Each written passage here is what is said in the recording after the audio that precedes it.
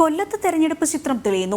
LDF സ്ഥാനാർത്ഥിയായി CPM ജില്ലാ secretariat Mukesh MLA പേര് നിർദ്ദേശിച്ചു. UDF സ്ഥാനാർത്ഥി NK പ്രേമചന്ദ്രന്റെ സ്ഥാനാർത്ഥി പ്രഖ്യാപനം ഇന്നുണ്ടാകും. കൊല്ലത്ത് CPMന് അഭിമാന പോരാട്ടമാണ്.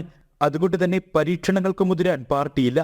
NK പ്രേമചന്ദ്രനെ വീഴ്ത്താൻ CPM ഇത്തവണ ഇറക്കുന്നത് മുകേഷ് MLA.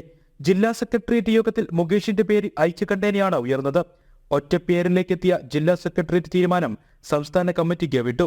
ജില്ലാ സെക്രട്ടേറിയറ്റിൽ മുകേഷിന് അനുകൂലമായ ഘടകങ്ങൾ ഇങ്ങനെ: മണ്ഡലത്തിൽ പരിചിതനായ സ്ഥാനാർത്ഥി വേണമെന്ന ആവശ്യം, മണ്ഡലത്തിലെ ഈഴവ പ്രാതിനിധ്യം മുകേഷിന് അനുകൂലമാകുമെന്ന വിലയിരുത്തൽ, സെലിബ്രിറ്റി മുഖമായതിനാൽ പാർട്ടി വോട്ടുകൾക്കപ്പുറമുള്ള വോട്ടുകൾ നേടാനാകുമെന്ന കണക്കുകൂട്ടൽ.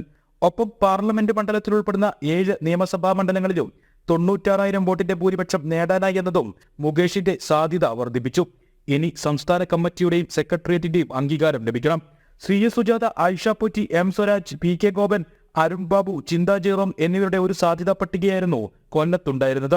കൂട്ടത്തിൽ കേന്ദ്ര കമ്മിറ്റി അംഗമായ CS സുജാതയുടെ പേര് ഇനിയും എഴുതിത്തള്ളാനാകില്ല. സംസ്ഥാന സമിതിയിലെ ചർച്ചകളിൽ CS സുജാതയുടെ പേര് ഉയർന്നുവരും. അന്തിമ തീരുമാനം 27-ന് ഉണ്ടാകും.